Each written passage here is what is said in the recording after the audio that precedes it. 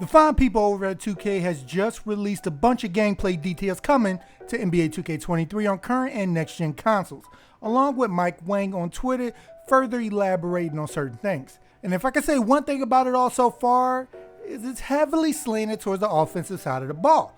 So let's get into what to expect and what's to really get excited about heading into NBA 2K23. Alright, let's get it. First off, the shooting has received another update, as now jump shots will now come along with shooting attributes assigned to each signature jump shot, giving each one its own stats that will help you determine its effectiveness.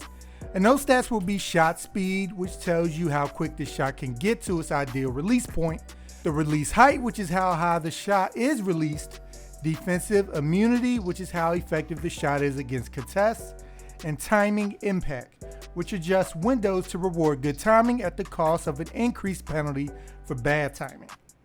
Now, if you're curious about, well, then what happens to custom shots?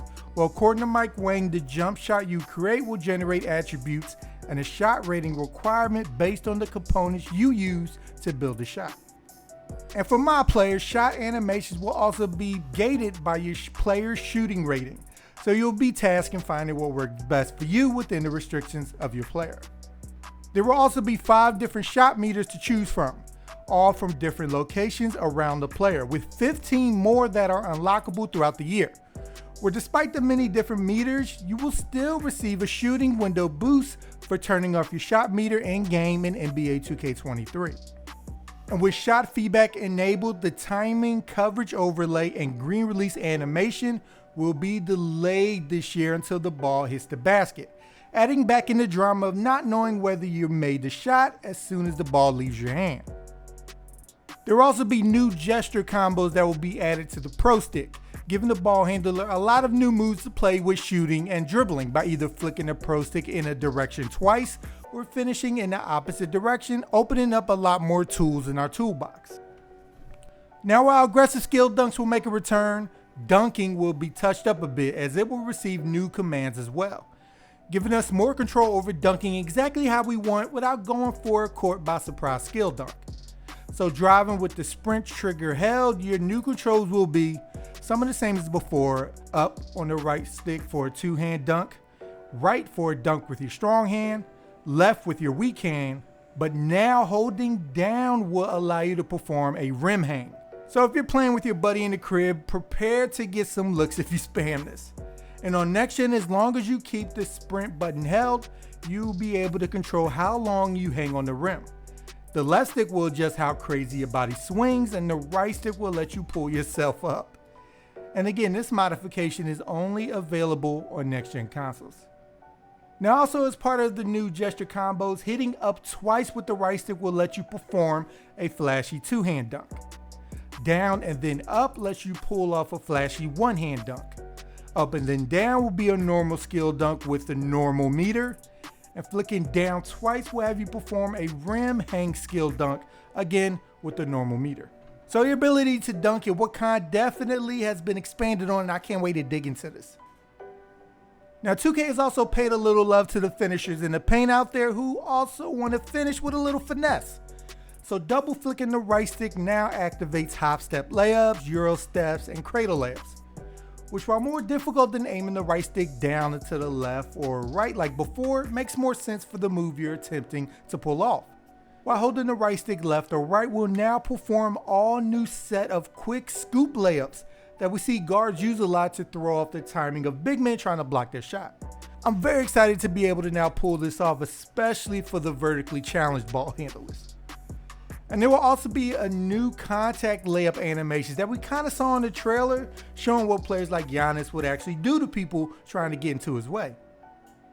And for post players, double flicking the right stick will now activate post drop steps, hop shots, and moving the stick in the opposite direction will give you shimmies and hooks, with a lot of new sick post shots and hooks in this year's game as well.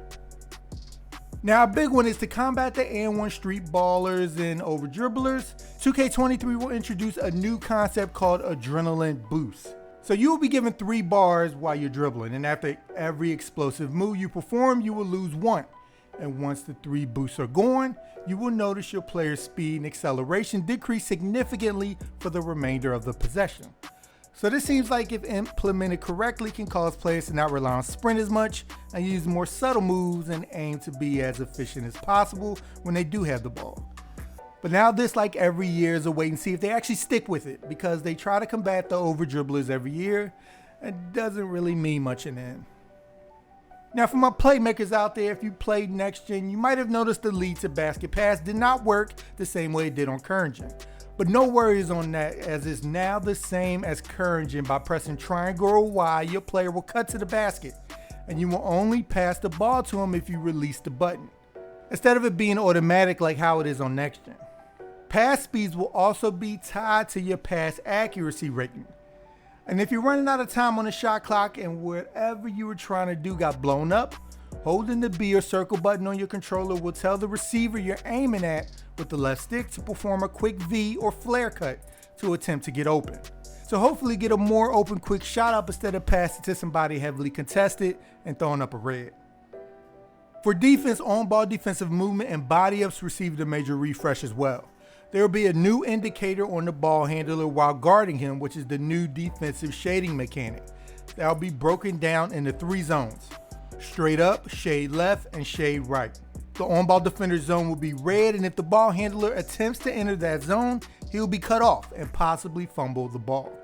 Thus giving guys who can almost predict their opponent's next move a clear system built to reward their anticipation, and not give guys who clearly aren't looking where the defender is already at a get out of jail free card. And this apparently will work for perimeter interactions and in the post. Also in 2K23, blocks have been tuned to a more realistic level, leading to the right guys making the realistic stops when timing the block attempt well. So not as many little guys getting crazy amounts of chase down blocks. And the player's driving dunk rating will dictate how easy it is to even block his dunk attempt. Flashy dunks boost your takeover meter faster than basic ones. Back scratchers, windmills, tomahawks, and other flashy dunks will be much harder to block in general as well. And a big one, instead of seeing somebody on the perimeter wide open, you just sprint towards them, jump and pray, and you end up slamming right into them for a foul. The game will now have it programmed to do a better job of getting a hand up while preventing the defender from slamming into the shooter and getting an easy 3 free throws, which all I can say is thank you.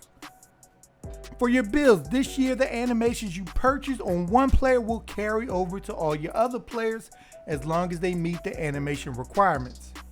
And the biggest one of all is current gen users will no longer be bothered with the pie chart build system, as they now have the same player builder that is on next gen.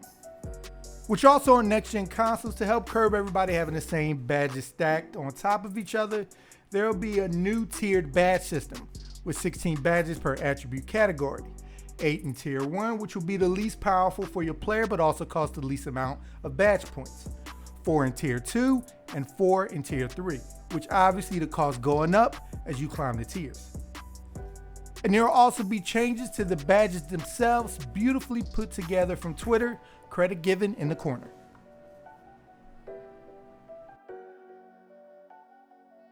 And lastly, team takeovers have also been redesigned, now working as a cooperative team system with all 5 guys sharing a single meter, and each responsible for an equal part of that meter to fill up to truly emulate what it feels like to actually be hot as a team.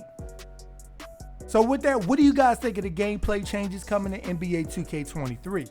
What are you excited about, disappointed they didn't touch, or did touch? Let me know down below. And stay tuned here at Sports Gamers Online for more NBA 2K content. So make sure to subscribe to the channel if you haven't.